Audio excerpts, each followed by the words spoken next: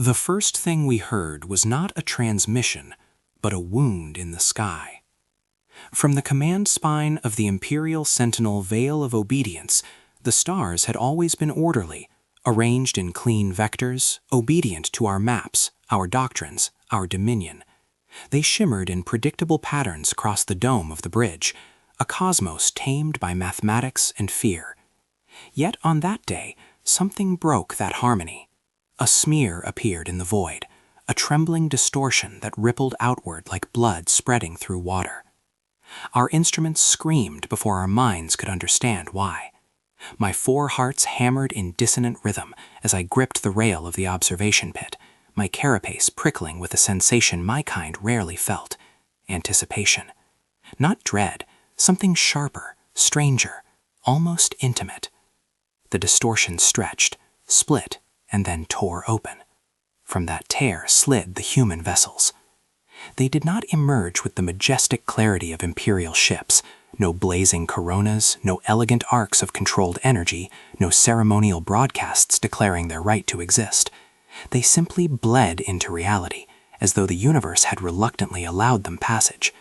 Their hulls were uneven, scarred, layered with plates that looked welded rather than forged, patched rather than perfected. To our eyes, they were ugly. To our sensors, they were impossible. The scanners could not decide what they were: metal, composite, organic growth, stolen alien alloys, experimental lattices that bent light itself. Our readouts oscillated wildly, then failed entirely. A dozen analysts shouted in overlapping panic. The ship minds spat contradictions. The Emperor's protocols demanded clarity. Instead, we received chaos. The fleet drifted in formation that was not quite a formation, too loose to be disciplined, too precise to be accidental. They did not angle weapons. They did not flare shields. They simply watched us back, invisible eyes crawling across our defenses with a patience that felt almost predatory. Primitives, the Council declared, lost wanderers. Yet as they spoke, another tear opened farther out in the dark, then another, then 3 more, stitched across a silent horizon. More ships slid through, larger, darker, adorned with symbols we did not recognize, yet felt in our bones. Their silhouettes were wrong for every doctrine of war we knew, as if they had been designed not for battle, but for survival in a universe that wanted them dead. I remember thinking, they do not look like conquerors, and that disturbed me more than if they had. The Emperor ordered a greeting volley, low energy, ceremonial, meant to establish dominance without bloodshed. Our beams lanced across the void, slicing through the space just beyond the human lead ship. Any other species would have panicked, scattered, begged for mercy. The humans did nothing. Their ships absorbed the display in silence. No evasive maneuvers, no counter-broadcast, no trembling reply. Just stillness that felt heavier than our weapon fire. Then, against every tradition of the Empire, a single craft detached from their formation. Not a warship, not an armada bearer, a small vessel, sleek in a brutal utilitarian way, drifting toward our capital's outer orbit, alone. No escorts, no shields flaring, no proof of fear. The bridge fell silent. Even the Council stilled. When the human ambassador arrived, they came unarmed. Their ship docked with our grand orbital platform as if the act itself were inevitable rather than permitted. I watched through reinforced glass as the airlock cycled, every protocol in our archives violated by this reckless intimacy. They emerged, small, soft-bodied, wrapped in fabric rather than armor, 2 eyes exposed, no protective carapace, no bio-adapted skin, a creature that should have died simply by existing in half our environments. Yet they walked with the gravity of a sovereign. The corridors of the Imperial Spire were lined with banners older than many star systems. Honor guards stood at rigid attention, blades gleaming with ritual terror. Our holographic sigils burned above every archway, proclaiming our eternal supremacy. The human ambassador did not bow. They looked up, slowly, studying our history as though it were a mural, not a command. Their expression was unreadable, but in their eyes smoldered something I would later recognize as resolve, not defiance, not arrogance, something deeper, something colder. In the grand hall, the Emperor sat upon a throne carved from the core of a dead star, radiating power that could crush lesser beings. Courtiers whispered, generals sneered, Admirals radiated contempt like heat. The humans spoke softly. Their voice carried no amplification, yet it filled the chamber. They offered peace, trade, cooperation. The words were almost laughable. The Empire did not negotiate, it consumed. We did not share, we claimed. Yet the humans spoke as if such concepts were not only possible, but inevitable. As they talked, I observed their hands. They trembled, not with fear, but with controlled tension, like a predator holding back its strike. Their gaze never left the Emperor's face, even as the room mocked them in silence. When the Emperor smiled, it was thin enough to cut flesh. Dismissal followed. The ambassador was granted quarters, luxurious by our standards, humiliating by theirs. I was assigned to monitor their presence from the bridge, a duty that felt more like surveillance of the unknown than of a visitor. That night, the sky changed. Our long-range arrays, spanning light years, registered disturbances along the Empire's farthest borders. Entire constellations dimmed as hyperspace routes went dark. Communications from client worlds fell silent. At first, the Council blamed equipment failure, then sabotage, then coincidence. But the pattern was too precise, too surgical, too intentional. I watched in horror as 3 frontier star clusters vanished from our network, their beacon signals simply gone. Not destroyed in violence, but erased like chalk wiped from a slate. "Something is moving," an analyst whispered beside me. We redirected telescopes beyond our territory. The darkness shifted. Shadows glided where no shadow should exist, and within those shadows, heat signatures pulsed in rhythmic, human patterns. Fleets, silent, countless, and impossibly coordinated, were slipping through hyperspace corridors we did not even know existed. Back on the bridge, the ambassador stood alone on a balcony overlooking the capital, hands resting calmly on the rail. They did not look toward us. They looked outward, into the stars that were quietly changing around us. I felt my 4th heart stutter. In that moment, I understood that the humans had never come to ask permission. They had arrived because they had already decided the fate of this region of space. The Emperor's advisors spoke of war, of extermination, of crushing this primitive infestation before it spread. But their voices sounded hollow, fragile, almost childish beneath the vastness of what was unfolding. The human ambassador turned at last and met my gaze through the glass. For a heartbeat, I believed they could see directly into my thoughts, into my fear, into the cracking certainty that everything we knew was about to end. They smiled, small, sad, and terrifying. Across the galaxy, lights continued to wink out. And as the first human warships began to bloom on our scanners, closer now, impossibly fast, utterly inevitable, the Empire realized, far too late, that it was no longer the most powerful thing in the dark. The palace did not glow, it hummed. From my position within the observation choir, hidden behind latticed walls of living crystal, I felt the vibration through my bones before I saw it with my eyes. The imperial palace of Kar Athel was not merely a structure, it was a weapon, a statement, a gravitational declaration that the galaxy belonged to us. Its spires bent starlight, its banners absorbed entire spectrums of radiation. Its throne room burned with a light so intense that lesser species had died simply by standing too close. And yet the human walked through it as though it were a quiet hallway in an abandoned station. They moved with no hurry, no awe, no submissive hesitation. Their boots made soft sounds against floors forged from compressed supernova remnants. Honor guards lined every corridor, towering soldiers in ceremonial war armor that had broken worlds. Drums thundered, holographic proclamations of our conquests rippled across the air. Entire constellations rotated above their head, each marking a civilization we had erased.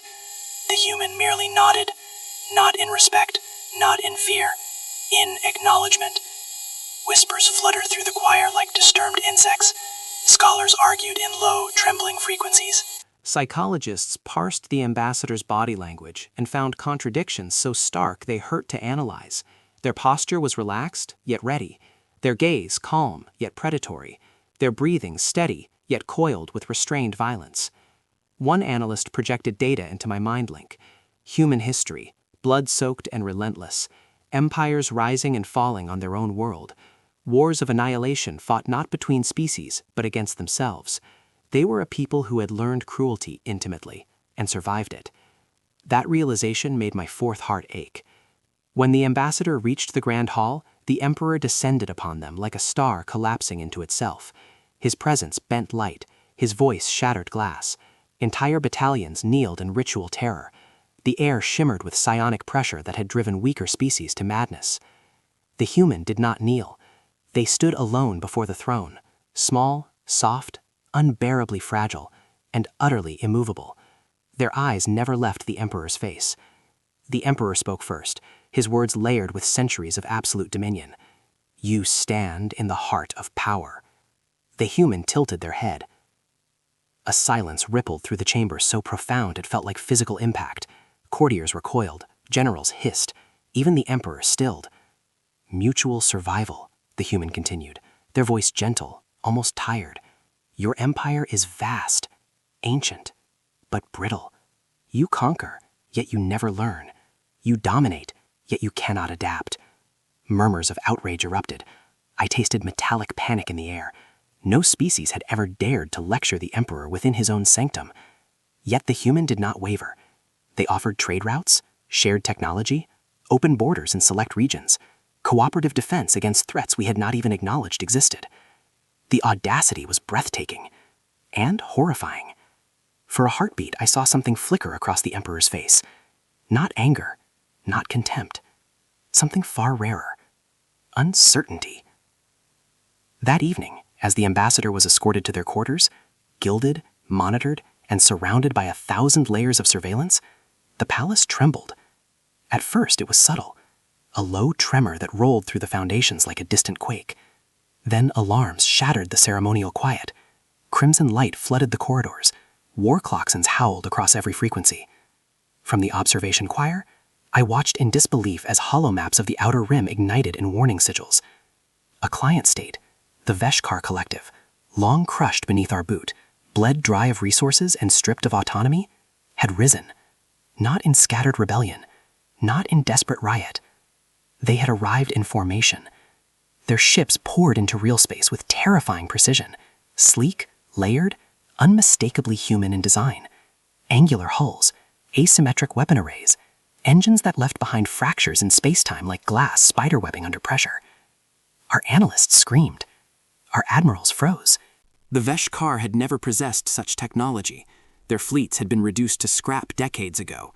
Yet here they were, fielding vessels that outmatched some of our own battlecruisers. In the grand hall, the Emperor turned on the ambassador like a blade. "You did this," he thundered. The human watched the holomap without surprise. Their expression flickered, not with fear, but with something like sorrow. A brief, painful crease formed between their eyes. "I did not command them," they said quietly. "Do not insult me," the Emperor snarled. Silence stretched, heavy, suffocating. Then the human spoke again, voice low enough that I strained to hear even through enhanced sensors. The Empire had already failed. The words echoed like a verdict. In that instant, more warnings erupted across our displays. Hyperspace lanes flared, defense platforms went dark. Long-range scanners detected additional fleets slipping through corridors we did not control, corridors we had not even mapped. The Emperor demanded explanations, executions, retaliation. Admirals shouted battle orders, ministers scrambled. The palace itself seemed to breathe in panic. Yet the human stood perfectly still in the eye of the storm. I felt a terrible realization coil through my mind. This was not a crisis born in that moment. It had been years in the making, perhaps decades, woven patiently into the fabric of our galaxy while we congratulated ourselves on our supremacy. The Veshkar fleet advanced with surgical restraint, striking only military installations, sparing civilian worlds. Their tactics were unmistakably human, precise, proportional, humiliatingly effective. Our own defenses faltered, confused by strategies that treated war not as spectacle, but as mathematics. Back in the palace, the ambassador finally looked up, not at the Emperor, but at the ceiling, as though seeing beyond stone, beyond shields, beyond the illusion of absolute power. "You invited us in," they said softly. I understood then, with a chill that rippled across all four of my hearts, that this had never been a diplomatic visit. The humans had not come seeking permission to exist in our galaxy. They had already been here, trading quietly with rebels, teaching oppressed worlds how to resist, planting ideas rather than armies, reshaping the balance of power without once declaring themselves our enemy. The Empire, drunk on its own might, had welcomed them straight into its core. Alarms blared, shields flared. Distant battle lances lit the night sky beyond the palace windows like dying stars. The Emperor turned once more toward the ambassador, fury, fear, and something perilously close to desperation warring across his face. "You will pay for this," he growled. The human met his gaze without flinching. "You had already made us." And as the first human warships appeared above the capital, silent, perfectly positioned, radiating quiet menace, I realized with dreadful clarity that nothing we had done, nothing we could do, had ever truly been in control. The truth did not arrive like an explosion. It arrived like a blade sliding between bones. The Chamber of Imperial Records was older than our empire. Its walls were not built, they had grown, accreted over eons from the compressed memories of dead civilizations. Every species we had conquered, every culture we had erased, existed here in ghostly data strata, layered upon one another like fossilized screams. I stood among the archivist choir as the deepest vaults were opened for the first time in centuries. The air shimmered with ancient signals. Holographic constellations bloomed and died in rapid succession above us, each representing a fallen polity that had once ruled vast stretches of the galaxy before our banners replaced their skies. The Emperor demanded answers, not speculation, not theory, proof. Imperial intelligence fed the vaults a single variable, the human ambassador's name, a sequence of symbols that felt too simple, too fragile to carry the weight of history. At first, nothing happened. Then everything did. Records surged to life in cascading torrents. Systems older than our language unfolded before us, battle logs from vanished empires, diplomatic transcripts from extinct confederations, last transmissions from civilizations that had burned so completely their stars still bore scars. And there, threaded through catastrophe after catastrophe, appeared the same human signature. Not as a general, not as a conqueror, as an envoy, a negotiator. The image of the ambassador materialized in archive after archive, sometimes centuries apart, wearing different clothing, bearing different insignia, yet unmistakably the same presence. In one record, they stood beside a collapsing galactic monarchy as it signed its own dissolution. In another, they mediated a ceasefire that secretly dismantled an entire military infrastructure from within. We watched a civilization shatter, not through war, but through treaties that redistributed power so precisely that the empire imploded under its own contradictions. We saw another fall after the ambassador exposed hidden crimes that turned its own citizens against it. The realization spread through the chamber like poison. Humans did not merely send soldiers. They sent architects of ruin disguised as diplomats. Their ambassadors were not soft speakers. They were strategists, saboteurs, and executioners who wielded law like a weapon sharper than any blade. On a grand projection, we reconstructed a timeline of extinction events. Nearly every major collapse bore a human imprint, subtle, indirect, terrifyingly efficient. Empires ended without a single official human shot fired. Worlds changed forever because a single negotiator shifted the narrative. When the feed finally overlaid all evidence onto the present, every path led back to the being standing calmly in our throne room above us. The human ambassador watched the same data we did, hands clasped loosely behind their back, as if this revelation were an inevitability rather than an accusation. Their face revealed no surprise, only weary acceptance. The Emperor erupted. His psionic roar shook the palace to its foundations. Glass fractured, lesser courtiers collapsed. For a heartbeat, even the stars beyond the windows seemed to dim in response to his fury. "You," he thundered, pointing downward. The ambassador did not flinch. "You destroyed civilizations," the Emperor continued, voice layered with annihilation. Still, the human remained silent. "Arrest them," the Emperor commanded. "Chain them in our deepest prison." Imperial wardens surged forward, energy restraints igniting around their gauntlets. They moved with ritual precision, yet I saw hesitation in their steps. No one wished to be the first to lay hands on the creature who had quietly outmaneuvered the galaxy itself. The human allowed the restraints to close.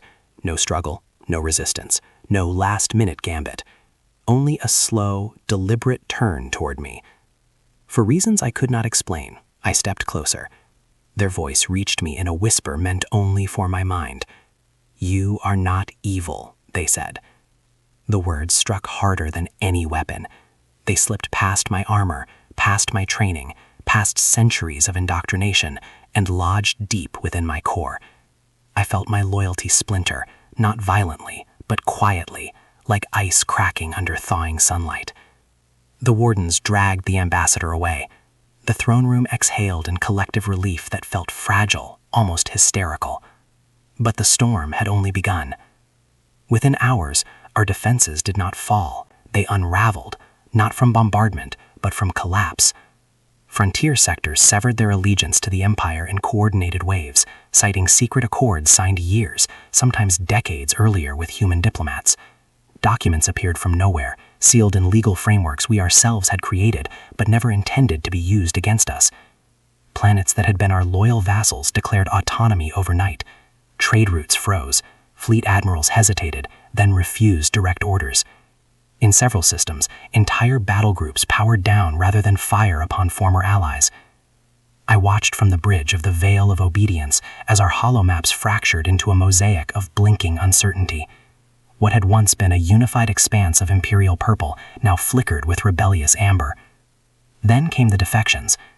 Admirals we had celebrated as paragons of imperial might broadcast their resignations, not as betrayal, but as moral necessity. They spoke of a new galactic future, one forged in cooperation rather than terror, a future the humans had quietly laid the groundwork for years ago. Some claimed the ambassador had personally convinced them during private negotiations long before this crisis. Others admitted to receiving encrypted human messages offering safe passage, political legitimacy, and protection should they choose reform over obedience.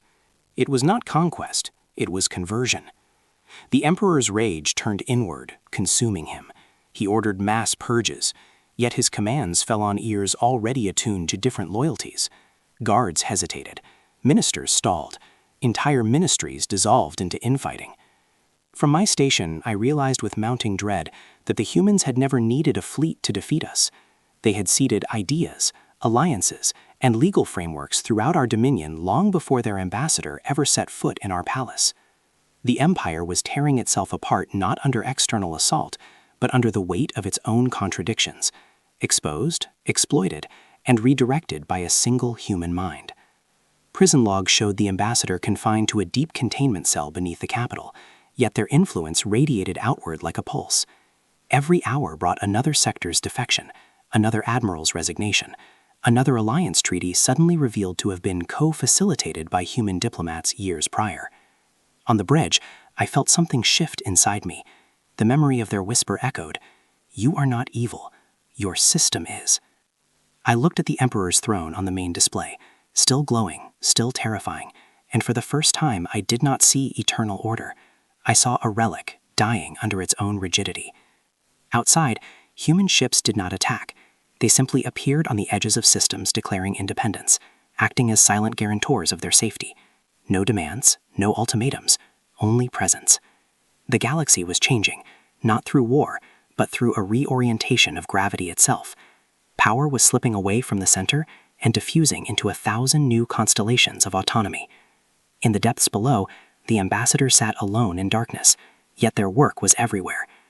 I understood then with chilling clarity that their greatest weapon had never been armies or technology. It had been patience, foresight, and an unwavering belief that tyrannies could be dismantled without becoming tyrants themselves. And the empire, proud, ancient, seemingly invincible, was collapsing not in fire, but in silence. The rebellion did not begin with fire. It began with silence. From the command deck of the Imperial Sentinel, Veil of Obedience, I watched entire swaths of the galaxy simply stop answering.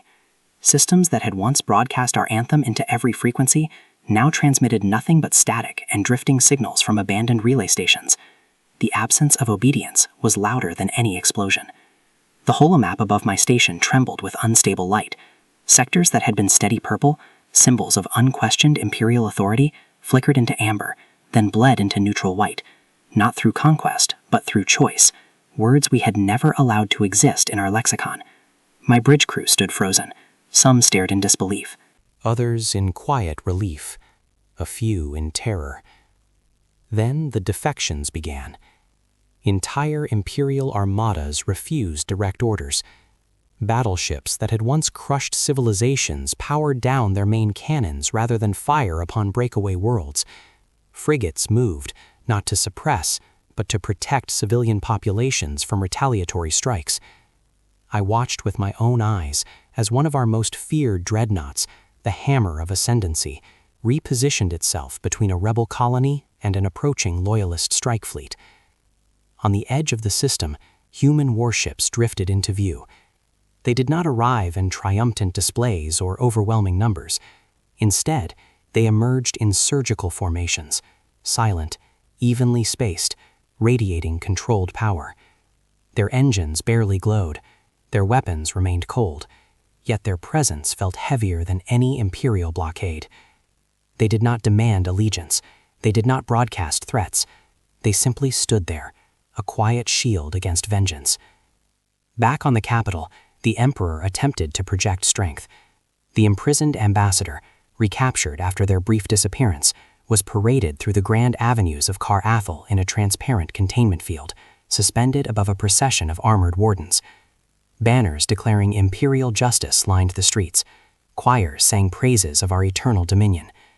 Yet as the ambassador floated past the crowds, something was wrong. They did not look defeated. They did not look afraid. Their posture was relaxed, almost contemplative, as if they were observing a tragic performance rather than enduring punishment. Citizens who once would have jeered now watched in uneasy silence. Some bowed, not to the emperor, but to the human. Whispers spread like contagion through the capital, that the ambassador had engineered every revolt from their cell, that they communicated without speaking, that their mere presence bent loyalty like gravity bends light. Others claimed their influence traveled through encrypted treaties, cultural exchanges, and whispered promises made years ago in quiet corners of the galaxy. From my deck, I felt the truth of it in my bones. Even imprisoned, the ambassador's will radiated outward. Meanwhile, human fleets multiplied across our territory, not as conquerors, but as guardians. Whenever the Empire moved to punish a rebellious world, a human task force appeared first, positioning itself between our weapons and civilian populations. We could have destroyed them. In raw power fire, we still outmatched any single human flotilla.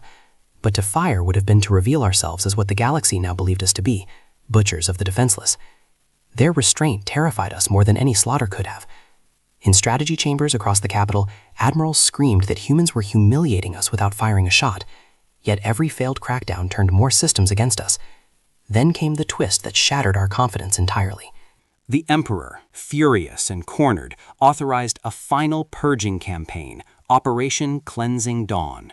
3 grand fleets were dispatched to the most rebellious sectors, each led by our most loyal commanders and backed by planet-cracking artillery.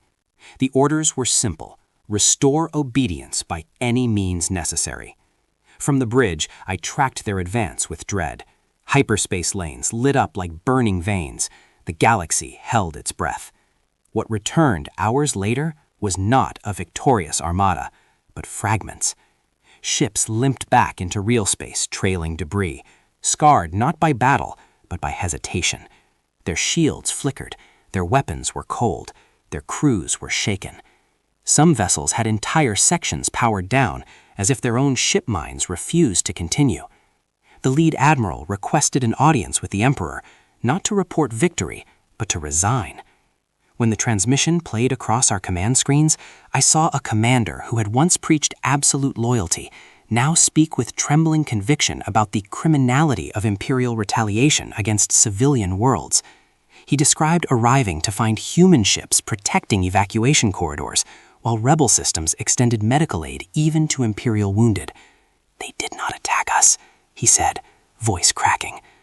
One by one, the other fleet commanders followed, not defeated by force, but converted by conscience. They pledged to defend breakaway systems rather than destroy them. On the throne, the Emperor shattered his scepter in rage, yet his fury felt hollow, echoing through a palace that no longer believed in him. From the veil of obedience, I watched the Empire's outer shell remained intact, borders still drawn, banners still flying, fleets still present. But inside, everything was rotting. Ministries fractured, governors defected, ancient institutions collapsed under the weight of revelations about secret human agreements that had slowly redistributed power across decades. The galaxy was not being conquered, it was being restructured. Human ideals of autonomy and dignity spread like a contagion that our weapons could not target. They were embedded in law, in culture, in shared memory. Even worlds that remained loyal to the Empire began demanding reform rather than submission. On the capital's Grand Plaza, thousands gathered, not in revolt, but in vigil. They projected holograms of human texts about freedom, coexistence, and mutual protection. Imperial guards stood frozen, uncertain whether to disperse them. And above it all, the ambassador hovered silently in their containment field, eyes calm, unwavering, impossibly steady. I understood then, with terrifying clarity, humans did not seek dominance. They sought a galaxy where no species could dominate at all. Their war was not against us, it was against the very concept of empire. Yet the Emperor refused to yield. In a final act of desperation, he ordered the capital's ancient defensive ring activated, a weapon older than our stars, capable of sterilizing entire regions of space. The command codes were input. The rings began to hum. Reality itself trembled.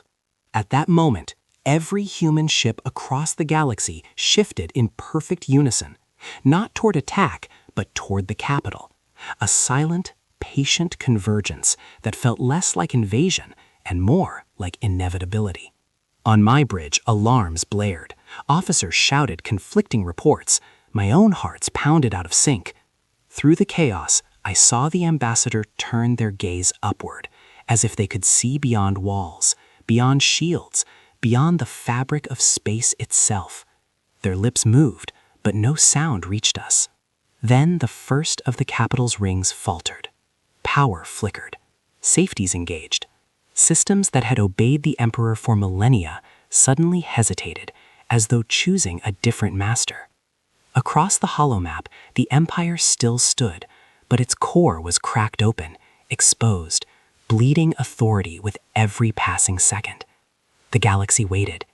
The humans closed in. And the Emperor, for the first time in his eternal reign, looked truly small.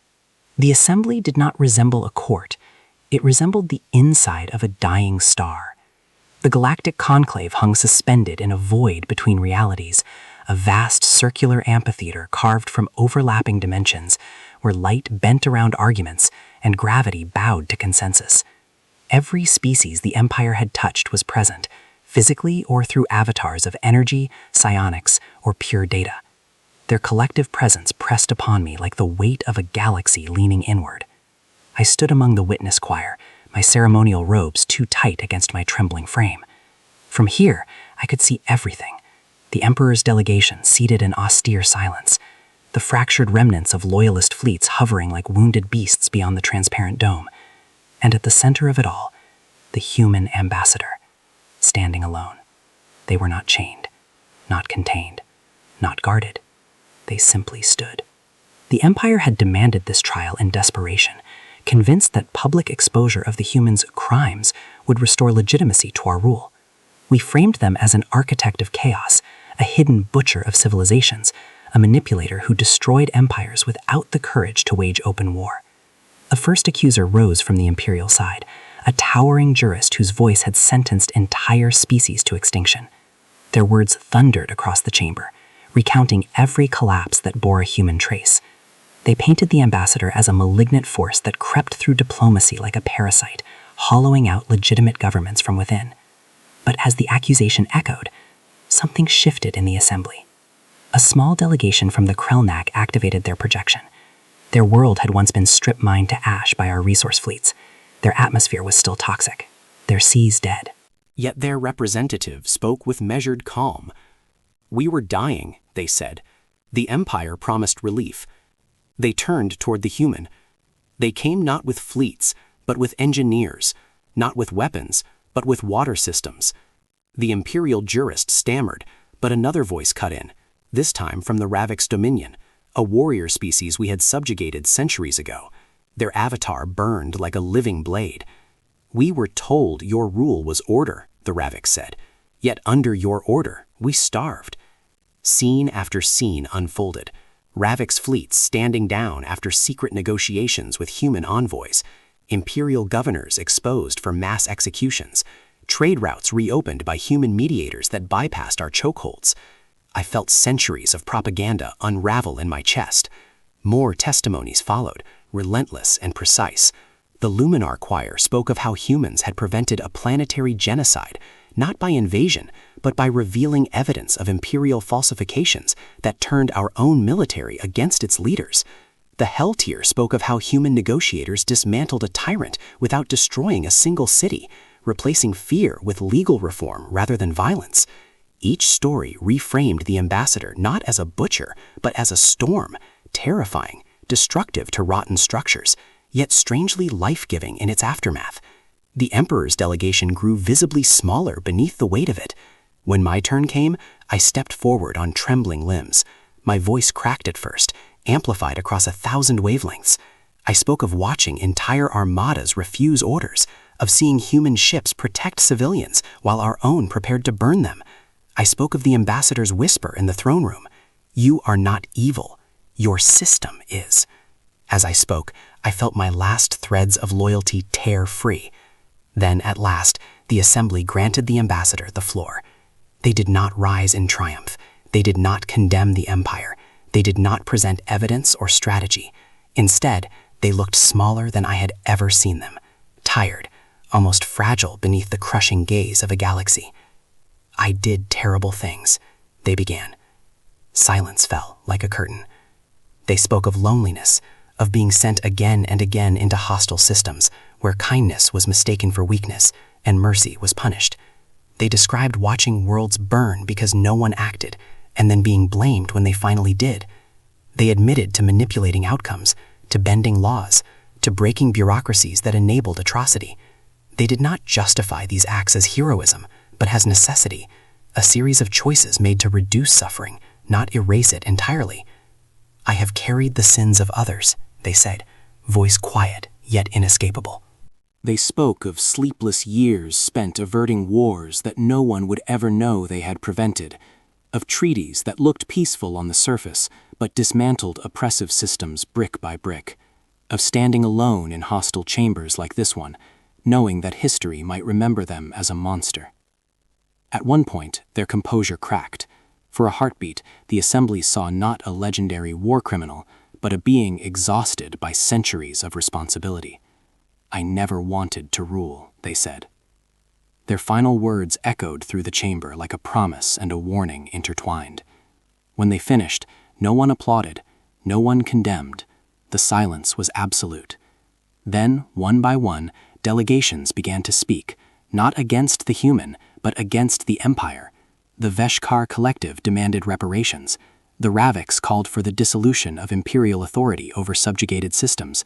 The Luminar Choir proposed a new interstellar charter centered on autonomy and mutual defense rather than conquest. I watched as the Galactic Assembly shifted its weight, not away from the human, but toward us. The Emperor's banners flickered, his emissaries fell silent. In that moment, the Empire ceased to be the center of the galaxy. Outside the dome, human fleets remained stationary, no threat, no celebration, simply presence, a living reminder that power could exist without domination. The ambassador stepped back from the dais, head bowed, not in defeat, but in relief. I felt something within me break completely and remold into something new. The last remnants of my loyalty to the Empire dissolved like ash in vacuum. For the first time, I did not see humans as predators lurking in the dark, nor as destroyers of worlds. I saw them as tragic guardians, beings who had chosen to bear the galaxy's darkness so others could walk in light. When the Assembly formally censured the Empire, stripping it of unilateral authority over dozens of systems, I felt no triumph, only awe at how quietly the universe had changed. The Emperor did not explode in rage this time. He simply sat upon his throne, smaller than ever, as the galaxy rewrote itself around him. And in the center of it all, the human ambassador stood like the eye of a vast, living storm, calm, weary, and inexorable. The capital did not explode. It fractured. From the bridge of the Imperial Sentinel Veil of Obedience, I watched Kar Athel tear itself apart not with fire, but with choice. For millennia, the city had stood as a single, seamless organism, streets pulsing with energy, spires aligned in perfect hierarchy, fleets orbiting in mathematically ordained rings. Now those rings split like a shattered crown. Half the fleets held their positions, half drifted away. Some powered down their weapons entirely, others turned their prows, not toward enemies but toward each other, not to fire but to block, to stand between loyalist cannons and reformist stays. On the surface, crowds surged through the grand avenues beneath the palace, not as mobs, but as multitudes, species the Empire had once crushed, marching side by side with former Imperial citizens. Their banners did not call for vengeance. They called for representation, for justice, for an end to terror as policy. Loyalist guard units formed barricades of shimmering shields. Reformist guards mirrored them from the opposite side. The air itself felt taut, stretched thin, ready to snap. Yet no one fired. The battlefield was ideology, not artillery. Above the city, human ships glided into low orbit. They did not deploy troops. They did not seize strategic points. Instead, they opened vast evacuation corridors, beams of soft light that carried civilians skyward, bypassing barricades, ignoring allegiance, saving anyone who asked. I saw entire districts lifted to safety, families of every species, loyalists and reformists alike, borne upward without judgment. Human rescue craft threaded through chaos with impossible precision, refusing to carry a single weapon. "They won't," I replied, knowing it in my bones. Inside the palace, the civil war had reached its heart. Ministers shouted across shattered council chambers. Courtiers fled. Guards defected mid-step. The Emperor's once absolute command dissolved into competing proclamations that no longer carried weight. And at the center of it all, the Emperor stood alone upon his throne of dead starlight. Isolated, encircled, unobeyed. In a final act of desperation, he reached for what we had always feared he might use, the Aether Ring, a relic weapon older than our empire, buried beneath the palace foundations, capable of sterilizing entire constellations with a single command. A device of cosmic amputation, erase the diseased limb, preserve the body. I felt the activation tremor through my bones even from orbit. Reality shuddered, space warped, ancient safeties groaned awake. On every screen, emergency sigils flared crimson. At that instant, something impossible occurred. The deepest containment levels beneath the palace opened, not by Imperial command, but by defection. A cadre of wardens, their armor marked with reformist sigils, released the human ambassador and escorted them toward the throne. I abandoned the bridge. I did not know why. I only knew that I had to be there. Destiny pulled me through corridors that shimmered with fracturing power, past guards who stepped aside rather than stop me. When I reached the throne room, the Aether Ring was humming to life. A vast circular aperture glowed beneath the floor, bleeding white gold light that twisted space into impossible geometry. The throne floated above it like a crown balanced on annihilation. The Emperor stood rigid, hands outstretched, channeling the weapon through ancient sigils etched into his armor.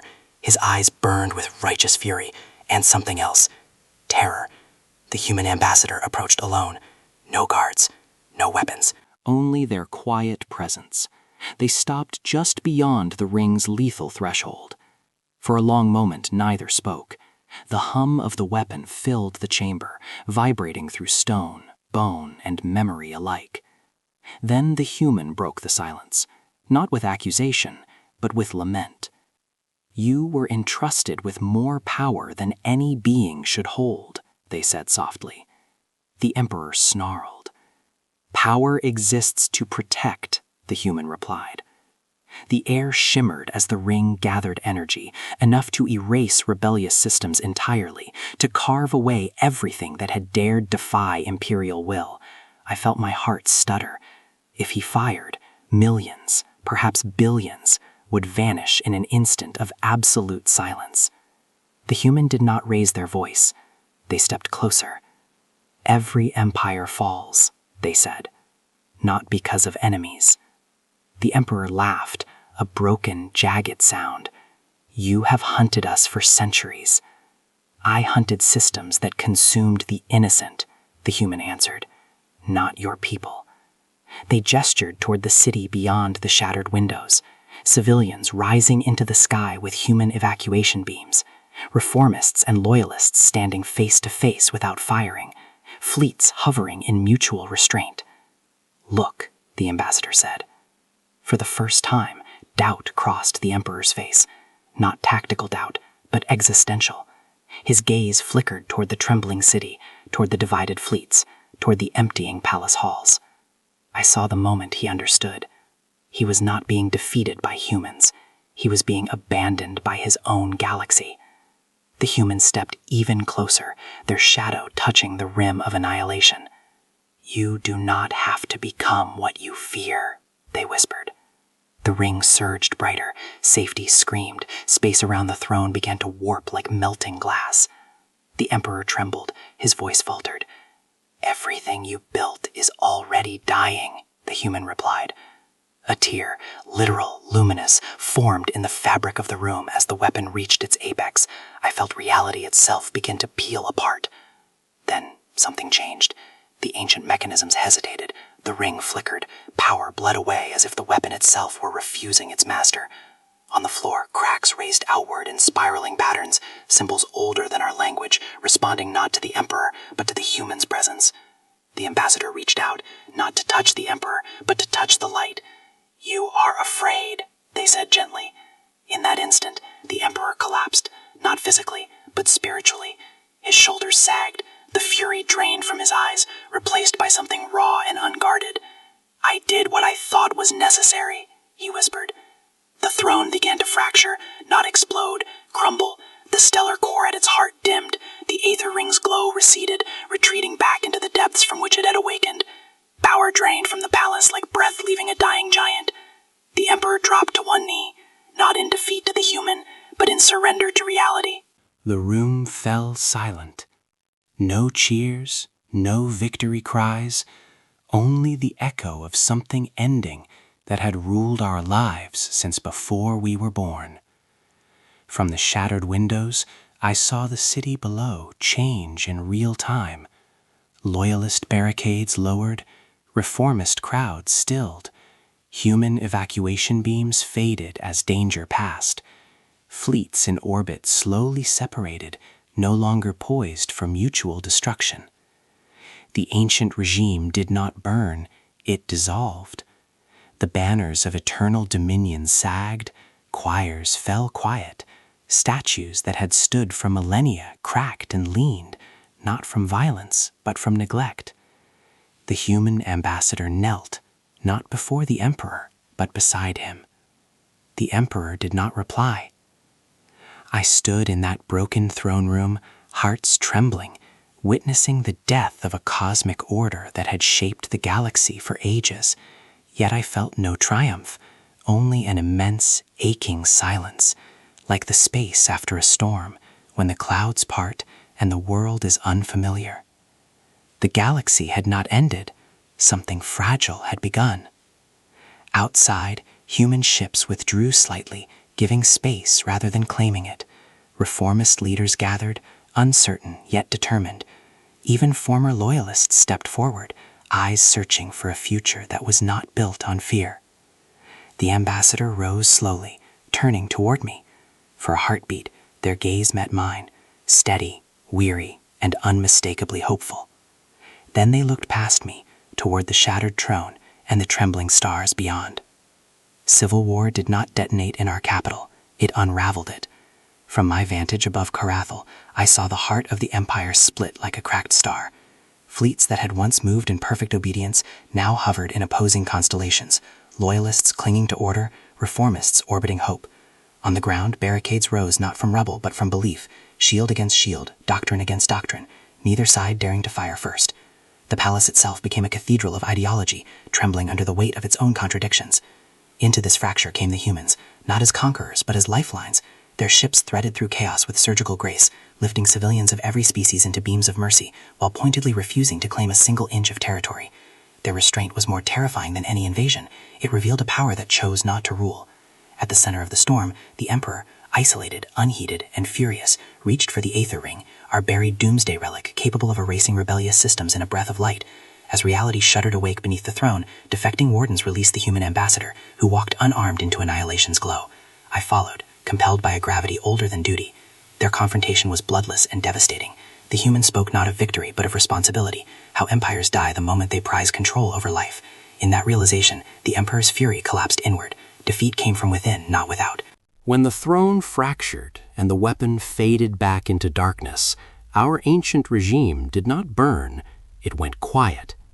In that vast silence, I felt the end of an age and the trembling birth of something fragile, unprecedented, and terrifyingly free. The morning after the Empire died, the stars did not feel cleaner, they felt bare. From the shattered rim of Kar Hathel, I watched the galaxy breathe in for the first time in millennia, and the silence was almost unbearable. No decrees crackled across subspace, no dread fleets prowled the trade lanes, no distant planets burned quietly in the name of order. The absence of tyranny was so vast that it felt like vertigo.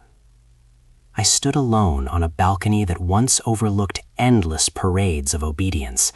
Now, the sky was filled with drifting wreckage and drifting possibilities.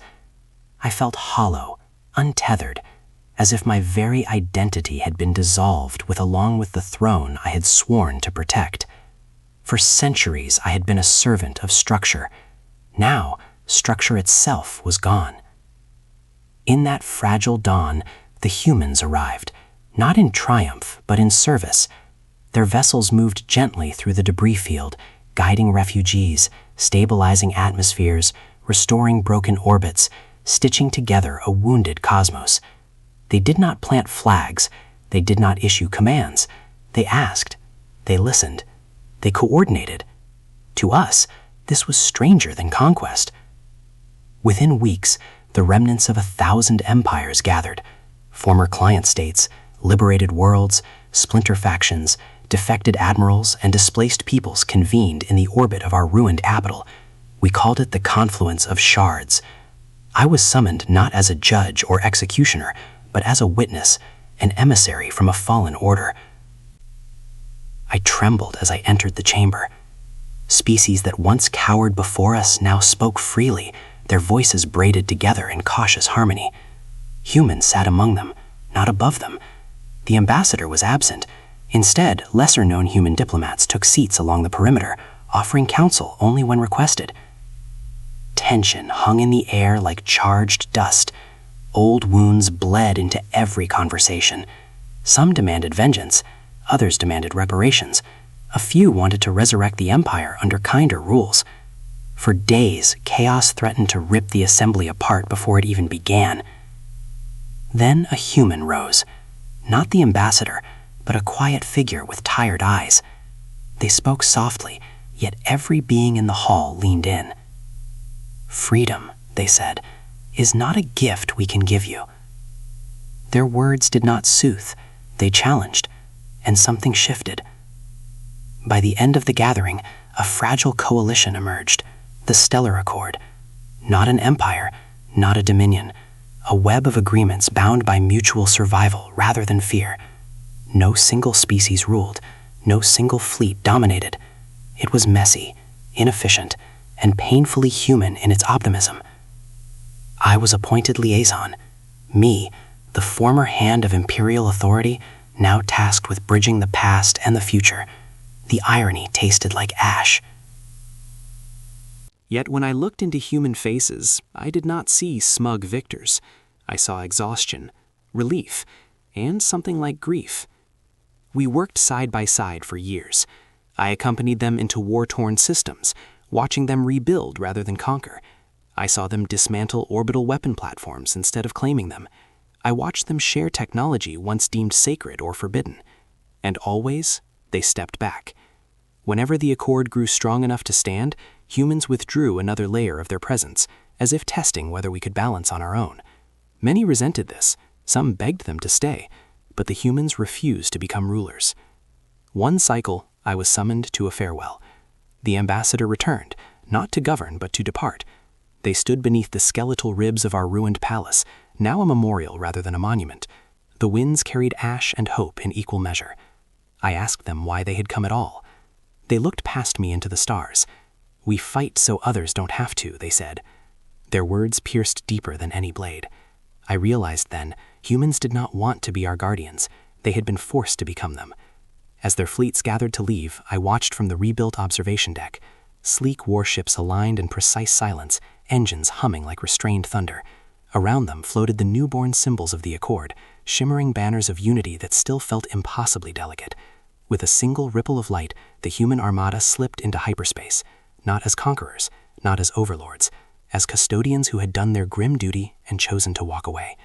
The galaxy felt larger in their absence, colder, but also possible. In the cycles that followed, we stumbled often. Systems clashed, old hatreds resurfaced, the Accord teetered more than once, yet every crisis was met not with terror, but with negotiation, sometimes ugly, sometimes brilliant, always necessary. I traveled endlessly as liaison, carrying the scars of my past into every meeting. Many distrusted me, a few hated me outright, but I kept going because I had seen what the alternative looked like. Years later, during a catastrophic stellar collapse on the Rim, a coalition fleet, without humans, saved billions.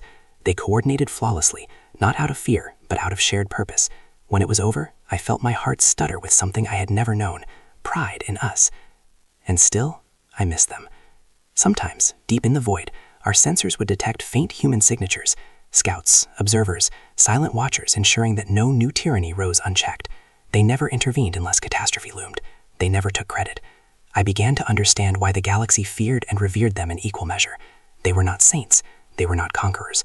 They were monsters who had learned restraint, killers who had chosen mercy, soldiers who had embraced loneliness so others could live without chains. In quiet moments, I returned to the balcony where the Empire died. The palace ruins now glowed with soft lights, converted into a sanctuary for displaced beings of every kind. Where once our banners hung, now floated symbols of countless cultures. I would gaze into the endless darkness and feel gratitude rather than dread. Gratitude for the strange, stubborn, terrifying species that refused to let the night win, even when it cost them their innocence. Yet beneath that gratitude lay unease. For if the galaxy had been remade once, could it be broken again? And if it shattered, would the humans return as saviors or as something far darker? Far beyond our borders, in a sector our maps barely touched, long-range arrays began to register disturbances. Vast shadows moving between stars, older than empires, indifferent to accords. The readings were faint, subtle, almost dismissible, but unmistakably not human. And as the first anomalies spread like silent cracks across the night sky, I felt a chilling certainty. The story of our galaxy was not finished. It was only beginning.